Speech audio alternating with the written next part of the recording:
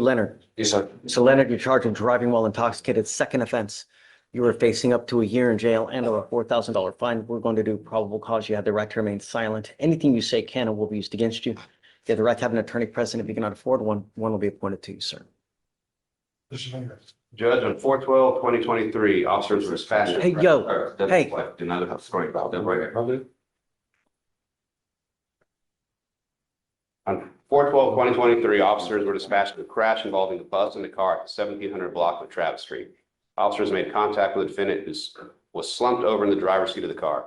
Officers observed the defendant to have red and glassy eyes, strong odor of alcohol in the breath, SS, and slurred speech and incoherent speech. Defendant told officers that he was drinking 211's beer at his house and last drank 2 hours ago. Defendant was taken to the hospital and diagnosed with a minor brain injury. Officers got a blood warrant. There was a blood draw completed at JPC. Then, so what, do you have the results? Hold on a second, let me see. No, not yet.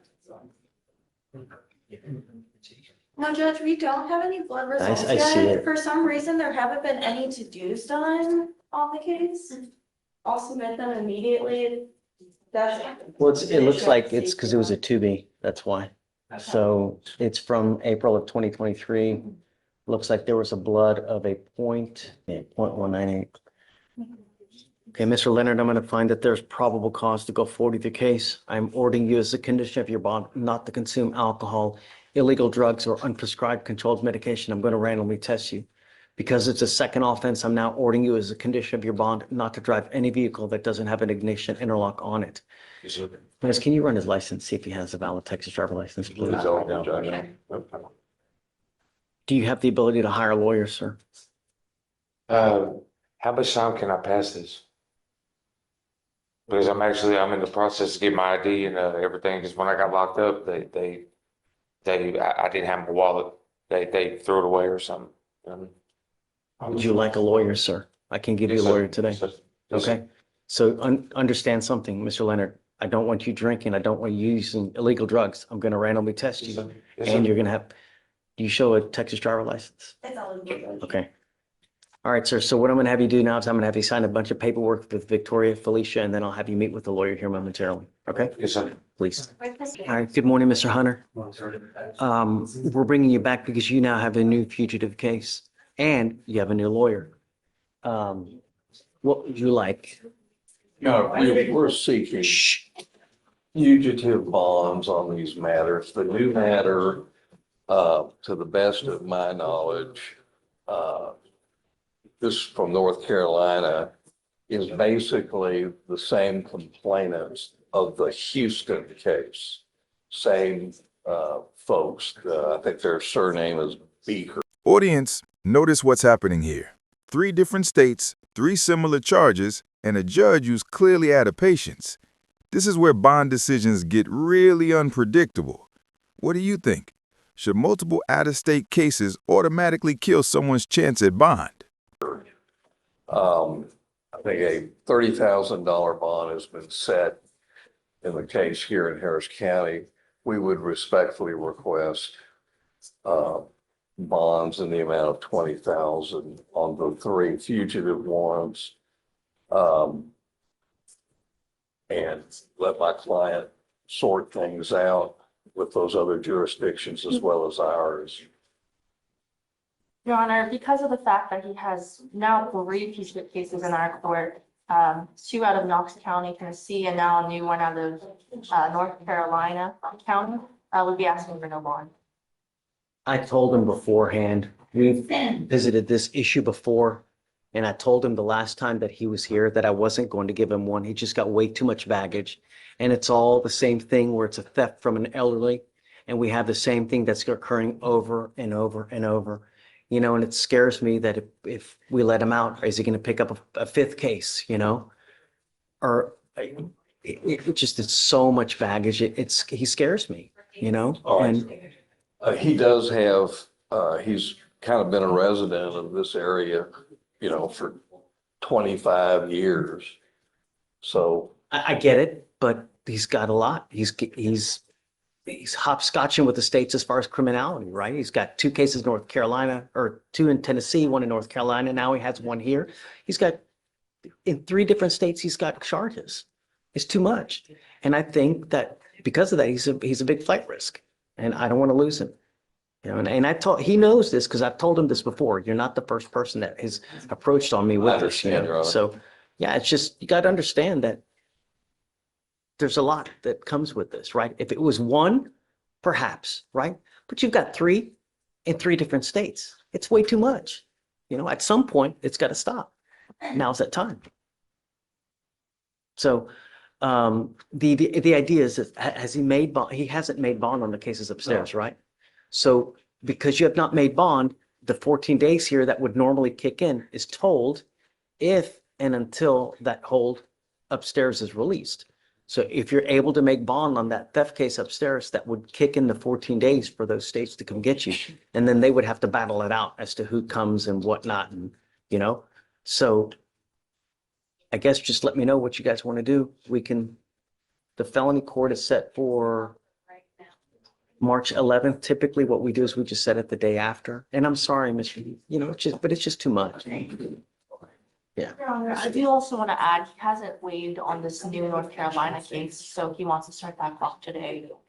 And I'll let you guys see if that's something that you want to do. You know, if not, we can go ahead and get a governor's warrant. That'll take 90 days. But, you know, if you post bond on the case upstairs, that would get the ball rolling really, really quick. Right. So, okay. You guys let me know what you'd like to do. Thanks.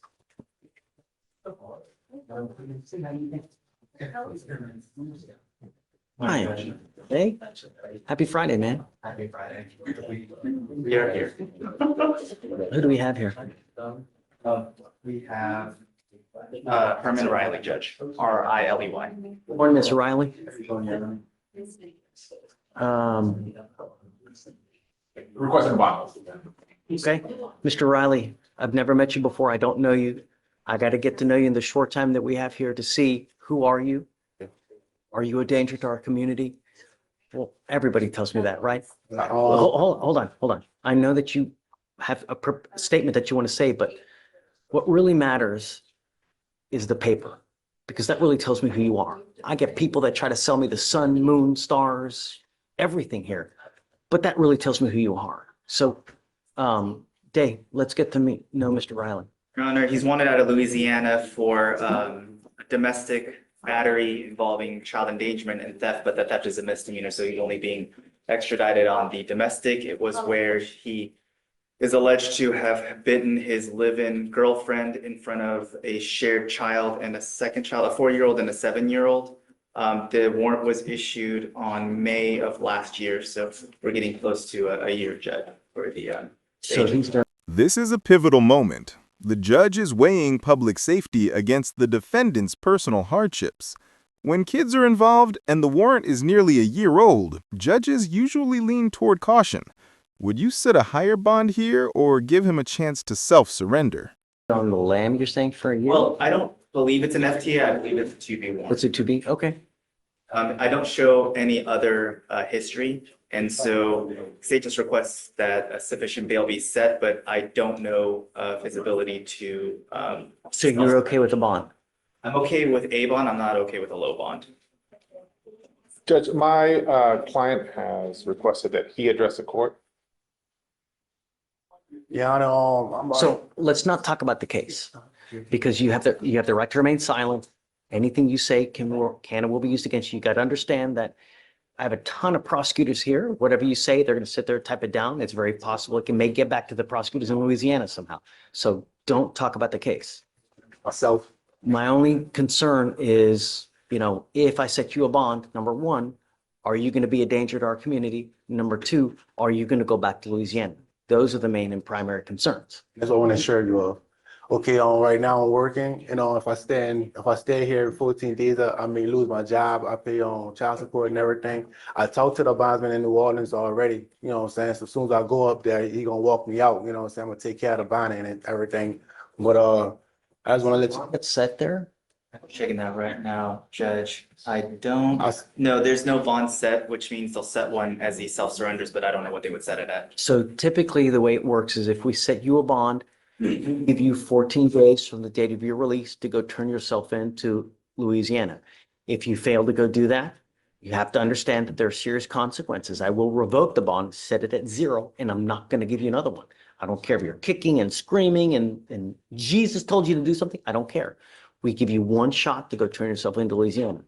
You understand? Yes, sir. Okay, so let's talk about a bond amount.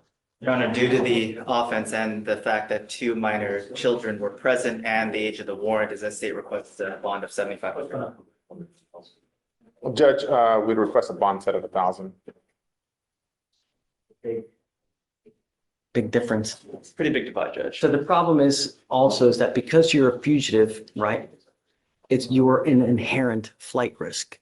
So the normal 10% that one would have to pay to typically bond out usually does not apply in fugitive cases, as far as I've been told. So you will probably have to pony up 100% of the money to be able to bond out on a fugitive case. So I guess speak with him, let me know, what's something that you guys. He told me he could make a afford. $1,000 bond. I think 1,000 is too low. That's the amount that he can make. It's too low. I mean, that's what we do on normal cases, not just,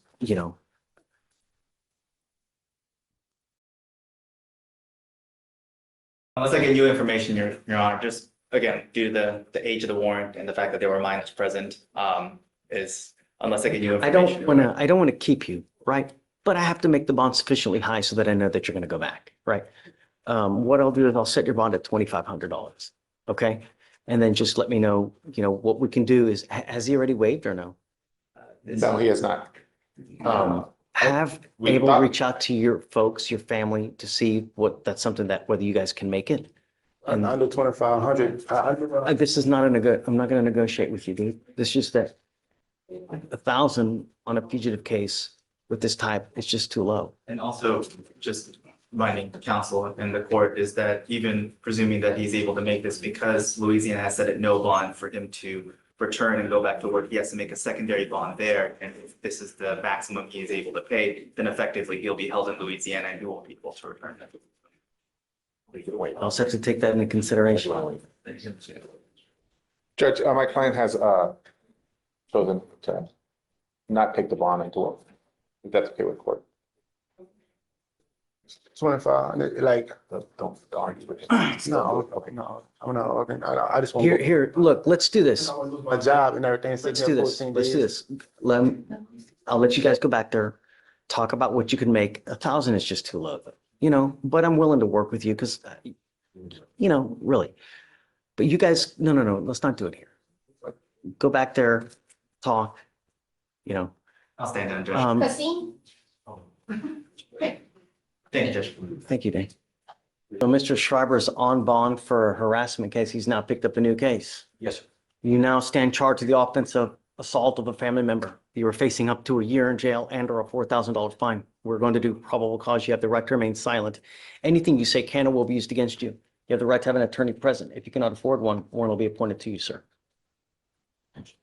On January 31st, 2025 in Harris County, Texas, officers responded to a family disturbance call. Upon arrival, officer met with the complaining witness, who stated that she and the defendant are married. Complaining witness stated that the defendant had arrived home drunk and that she hid alcohol from him, leading to an argument. The complaining witness stated that the defendant then grabbed her by her hair and pulled, causing pain. Is this the same complaining witness in the harassment case? No, Judge, this is going to be the defendant's wife. I've since spoken to her today in the back in the witness room. Who is the So complaining my witness in the understanding is harassment? that in the harassment, it's a neighbor, and then we now have the wife as the complainant. Judge, if I may, then you may remember the old case. It involved a family that lived about 8/10 of a mile away and involved a dirt I bike. don't remember anything. And as a practical matter, no, it isn't a neighbor. It's a person who lives in the area. They don't, live next to each other. After this incident happened with the harassment case and his wife is here in court, Mr. Schreiber's now enrolled. Huge moment here. Picking up a new case while already out on bond is basically the fastest way to lose every ounce of judicial leniency. The judge's tone shifts instantly. Let me ask you guys, should rehab earn someone another chance? Or the fresh charges cancel that out completely. To go to a facility called Mallard Lake. It's a rehabilitation facility that addresses alcohol problems. He's going to be enrolling on Sunday. And they've sent the enrollment paperwork to my office yesterday. We are hoping that we can reset these cases to allow him to attend that. That is an inpatient program. We don't know how long he will be there, but I would anticipate it's going to be not less than 14 days. But of course, it's one of those things they'll judge his success as he goes. I am all for it. But you picked up a new case while you're on bond. I'm not going to let you go. I'm not going to give you any preferential treatment. You have to abide by all the rules, regulations as well. And when you pick up a new case, there are consequences. You're old enough to know that. You know, when you have actions, you take the wrong action. There are no mistakes in life. They're actions. And when you take the wrong actions, there's serious consequences. I'm now revoking your bond on the harassment case. You're staying with me. You know, now, hold on. I'm not done with you. I'm also ordering you now not to consume alcohol, illegal drugs, and I'm going to put a monitor on your ankle so I know that you're not consuming. So I still gotta go to rehab?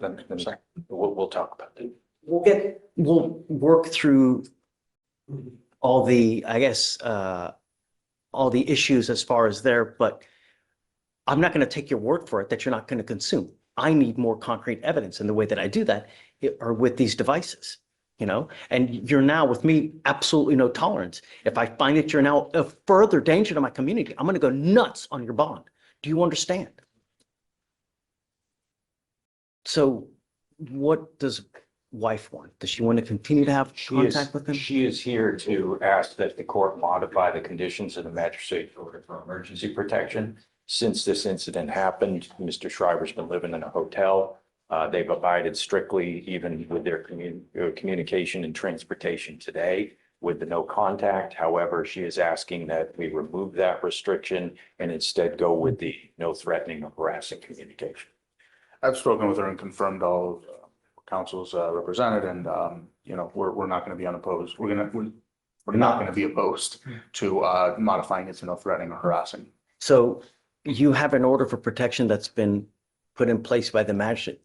I'm leaving everything in that order intact except for one thing. Well, I guess two. Does the MOAP also say no contact as well? It says no contact and don't go to their. Got it. Okay, so I'm going to modify two things. The first thing I'm going to do is I will take off the residential restriction. Number two, I'm ordering you not to have any threatening or harassing contact with the complaining witness in this case. You need to understand what is threatening or harassing doesn't matter what you think. I could give a rat's behind what you think. It's what she perceives. So if I go like this, is that threatening or harassing? It most certainly is, and it can land you in custody. And I'm going to tell you now, any more issues? That's why I'm going to rehab, sir. Yes, sir. I understand. You know, there are people in life when they drink, they're very happy. They're the life of the party. That way. Yeah, and then there are people who develop horns when they start drinking. If this is you, there's one easy solution. So what we'll do is I'll put the monitor on him. I'll waive the fee. Okay. I guess Graham?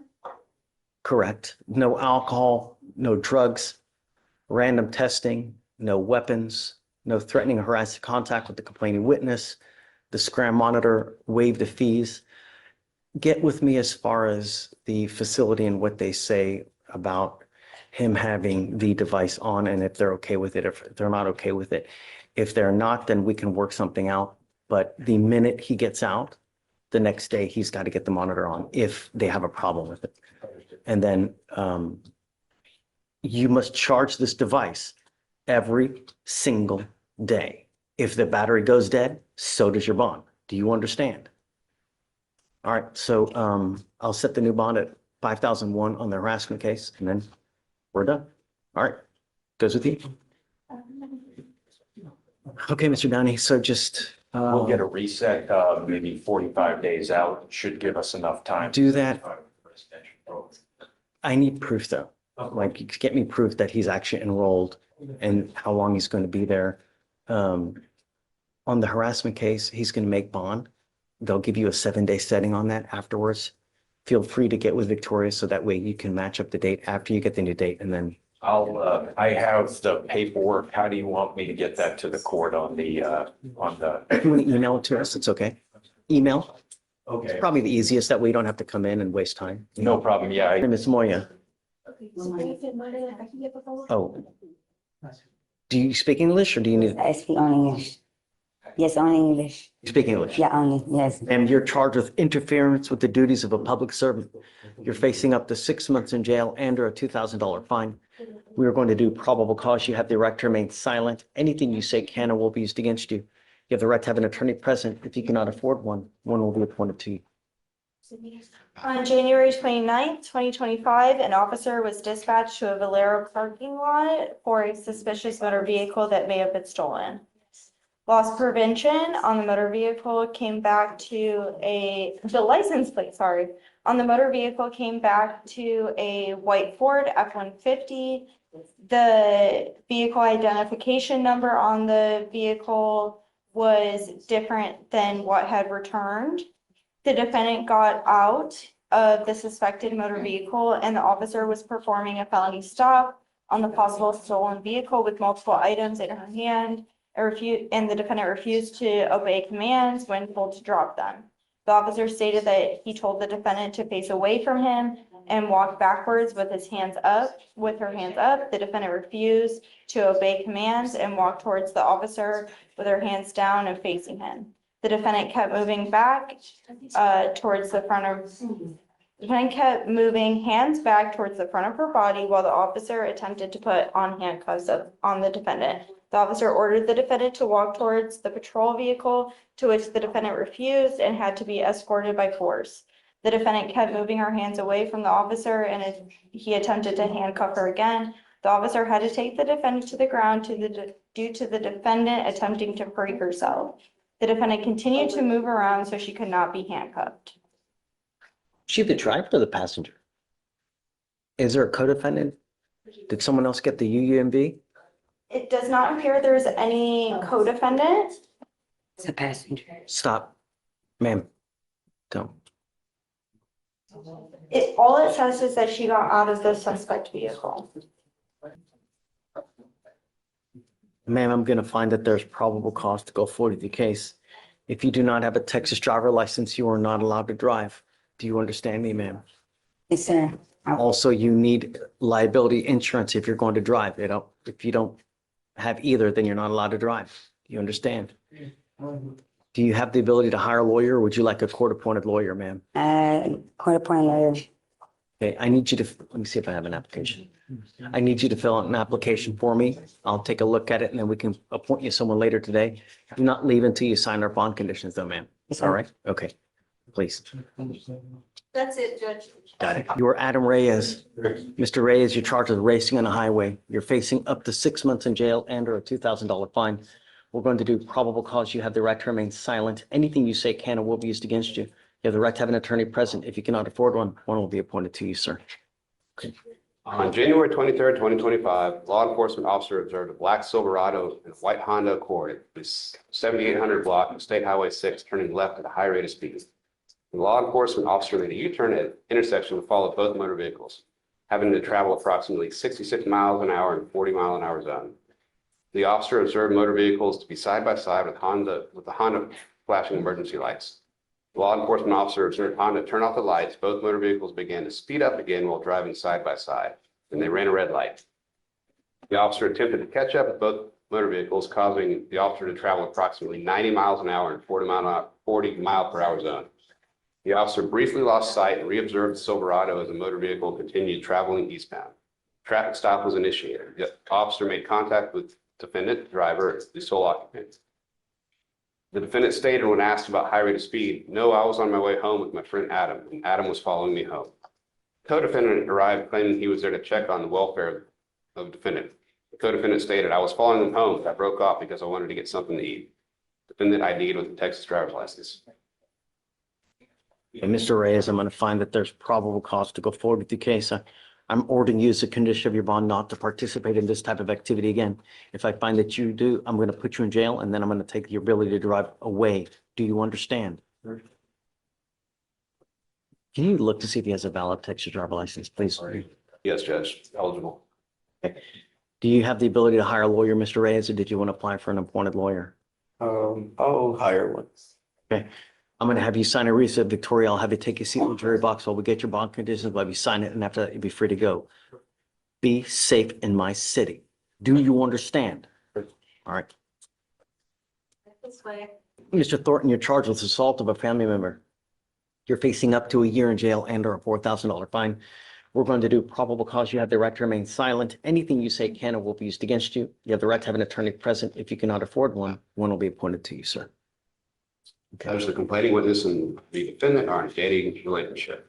And on December 18th, 2024, in Harris County, Texas, officers were dispatched to an assault call at a hospital. Officer arrived and made contact with the complaining witness, who stated that she and the defendant are in a dating relationship. Complaining witness stated that earlier in the day, she and the defendant were in an argument due to the complaining witness telling the defendant that he needed to leave the location. When the complaining witness got up to leave, the defendant pushed her through a wall, causing her to crash through the wall, causing pain. Officer observed the complaining witness to have a laceration over her right eyelid, swelling and bruising. What's the problem in this case? You know, it shows it's dismissed. Something went wrong. Something's wrong. I'm showing that the case is dismissed when it shouldn't be. This is Thornton, Judge. Yeah. My suggestion yesterday. Or is it? I don't know. I don't even, It is a DVD case, Judge. Mr. Witness. I don't even see a nollie. For Thornton, it's not published, Judge. Judge. I mean, ready to publish. Judge, you said he spoke with Chief Campbell, dismissed for missing witness due to. So it is dismissed then, right? Okay, your case has been dismissed, believe it or not. Just be careful out there, you know? Just, today's your lucky day. Count it, all right? Okay, man, good luck. That's okay, I did too. I'm just, I don't even see a copy of the dismissal here. That's why I was kind of, threw me for a loop, but Dave knows, you know?